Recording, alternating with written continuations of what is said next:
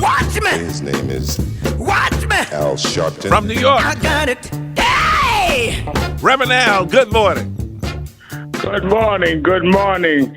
And Tom and team, you know by now that, of course, Senator Kamala Harris has withdrawn from the race for the Democratic nomination.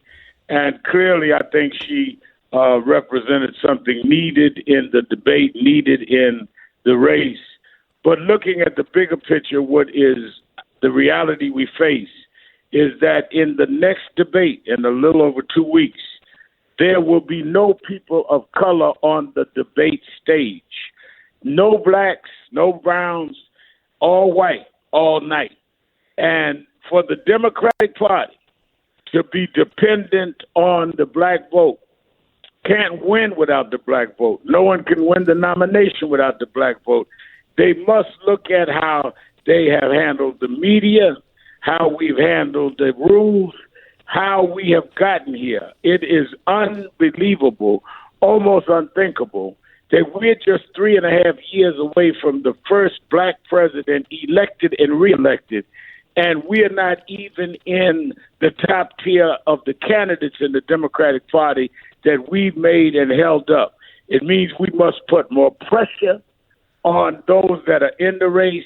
It means that we must look at the two blacks left in the race, Cory Booker and DeVal Patrick, and it must mean those of us that have been called loud need to get louder or we will be dismissed. That's what the ramifications of Kamala Harris's exit means.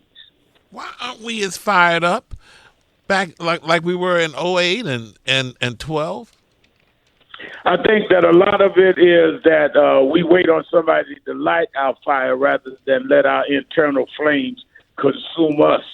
Don't wait on somebody to turn you on. You should be on, particularly with the president you have sitting in the White House. That should be enough to fire everybody up. The way he's treating people, absolutely, and lying and cheating, but we're not fired up.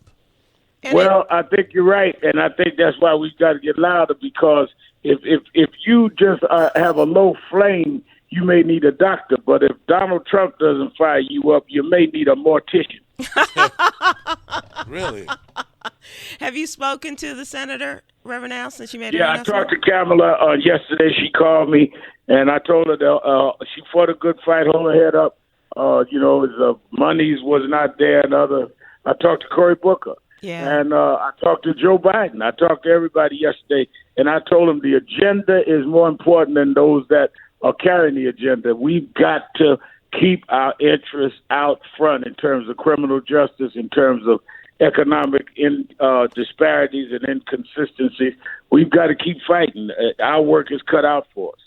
And Reverend Al, I thought I was going to have to load up the truck and just come on up to New York yesterday, watching you on MSNBC with that insipid Donnie Deutsch. And just in the conversation. Who's Donnie Deutsch? He's a media gadfly. He's a She's guy. being nice on radio. That's not what she really want to say. And you know my heart, Reverend Al. But he had a very different opinion, I'll put it that way, that I did of Kamala Harris's race. And I think Kamala ran a very good and dignified race. She was a great candidate. But people civil have gotten real cocky with me since they hear Tom is leaving. I mean, I don't know what it is about these people. let him know that the Tom Joyner effect is still in full effect, Reverend Al, wherever he is. All right. Absolutely. Keep up the good work, Reverend Al. Thank you. All right, thank you. All right.